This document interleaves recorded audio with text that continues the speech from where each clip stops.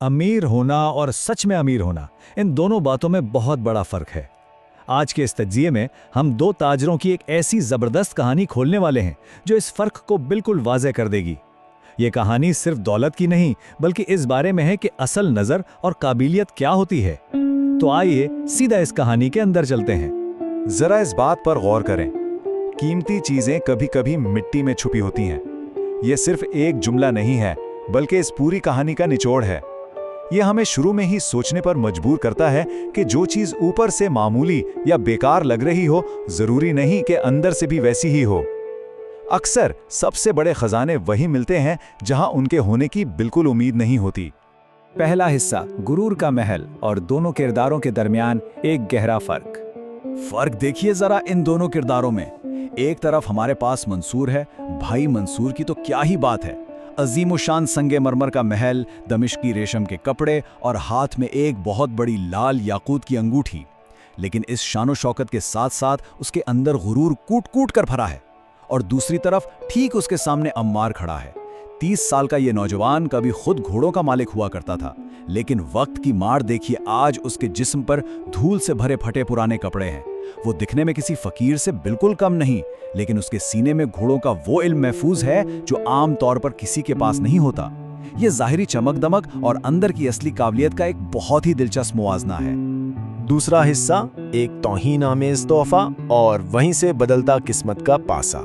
तो होता कुछ यूं है कि मंसूर को अपने अमीर मेहमानों को खुश करने की सोचती है, और तफरी के लिए वो क्या करता है, एक बेहद बुरा मजाक। वो एक ऐसा बीमार, कमजोर और लंगड़ा घोड़ा मंगवाता है जो सिर्फ हड्डियों का ढांचा रह गया था और जल्दी बीमारी में मुब्तला था।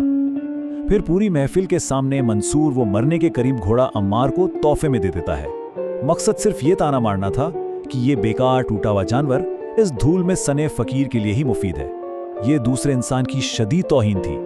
लेकिन यहाँ एक बहुत बड़ा ट्विस्ट आता है। मंसूर को लगा था अम्मार गुस्सा करेगा या वहां तमाशा बनाएगा। उसके बजाय अम्मार बहुत शांति से, पूरे वकार के साथ कहता है, मैं तुम्हारा तोहफा कबूल करता हूँ। रिज्क अपने असल हकदार तक पहुंच ही जाता है। उसने इस बुरा भला कहे गए जानवर को ठुकराया नहीं, बल्कि उसकी नाक पर अपना हाथ रखा और उसे प्यार से अपनाया। मंसूर को वहां मिट्टी और बीमारी नजर आई थी, लेकिन अम्मार को वहां एक जिंदा रूह दिखाई दी। तीसरा हिस्सा, शिफा और तबाही। एक ही वक्त में चलने वाली दो बिल्कुल मुख्तलिफ कहानियां। अब यहाँ से अम्मार की असली काबिलियत और उसके सब्र का इम्तिहान शुरू होता है। उसने अपने इल्म का जबरदस्त इस्तेमाल किया। सबसे पहले उसने घोड़े के खुर से वो गलत नाल निकाल दी जो असल में उस लंगड़ाहट की सबसे बड़ी वजह थी। फिर उस जल्दी बीमारी के लिए रेगिस्तानी जड़ी बूटियों और टारकोल का बेहतरीन लेप बनाया।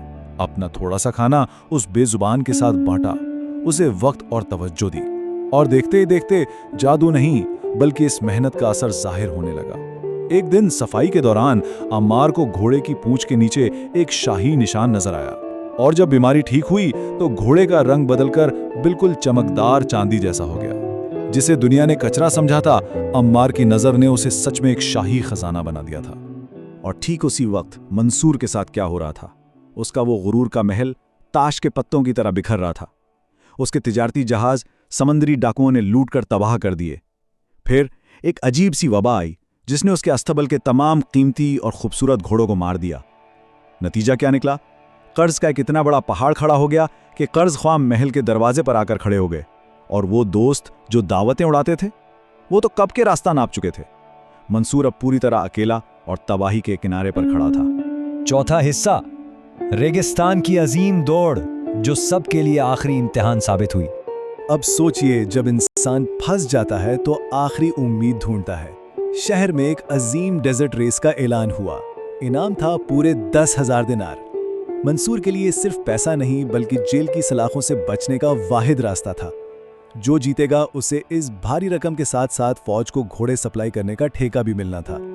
मंसूर के पास दूसरा कोई रास्ता नहीं था। दौड़ का आगाज होता है। मंसूर ने अपना आखिरी दाव खेलकर एक बेहद महंगा ताकतवर घोड़ा खरीदा था। शुरू में तो वो घोड़ा हवाओं से बातें करता हुआ सबसे आगे निकल गया, लेकिन रेगिस्तान की दौड़ अमीर और गरीब का फर्क नहीं देखती। वहाँ सिर्फ सब्र और बर्दाश्त काम आती हैं। शदीद झुंसा देने वाली गर्मी और गहरी रेत में मंसूर का वो नया और महंगा घोड़ा थक कर गिर पड़ा। उसके मुंह से झाग निकलने लगी और ठीक उसी वक्त पीछे से एक नकाबपोश सवार अपने चांदी जैसे चमकते घोड़े पर बैठा हुआ बिल्कुल बिना थके किसी हवा के झोंके की तरह मंजिल पर पहुंच गया और अजीम दौड़ जीत ली। 5वां हिस्सा, हैरत अंगेज इंकिशाफ, जब किस्मत ने अपने चेहरे से नकाब उठाया। हारने के बाद भी मंसूर का वो तिजारती जहन तेजी से चल रहा था। उसने उस नकाबपोश सवार के पास जाकर उस चांदी के घोड़े को खरीदने की बहुत मिन्नतें की। वो किसी भी कीमत पर उस घोड़े को खरीदकर अपना बिजनेस बचाना चाहता था। लेकिन यहाँ कमाल की बात यह है कि उसकी आंखों पर वाकई ऐसी पट्टी बंधी थी कि उसे जरा भी अंदाजा नहीं था कि वो दरअसल किस जानवर का सौदा करने की कोशिश कर रहा है। वो मुकम्मल तौर पर भूल चुका था कि पिछले साल उसने खुद इस जानवर के साथ क्या किया था। और उसके ठीक बाद उस सवार ने अपना नकाब हटाया और मंसूर के पांव तले जमीन निकल गई।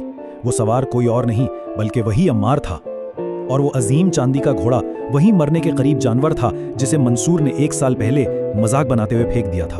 तब अम्मार ने उसकी आंखों में आंखें डालकर वो जुमला कहा जो हमेशा याद रखने लायक है, गरीबी सिर्फ जेब की नहीं होती, नजर की भी होती है। तुम्हारे पास दौलत थी लेकिन धूल के पीछे की खूबसूरती देखने वाला दिल नहीं था। यह जुमला मंसूर के उस संगे मरमर वाले गुरूर पर एक बहुत भारी वार था।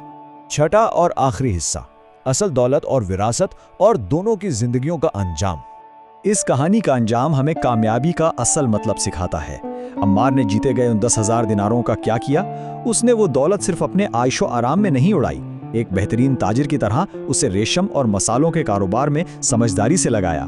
फिर उस मुनाफा का एक बहुत बड़ा हिस्सा उसने गरीबों पर और बच्चों की तालीम पर खर्च किया, और उस चांदी के घोड़े को जिंदगी भर के लिए आराम दिया, कभी किसी कीमत पर किसी को नहीं बेचा।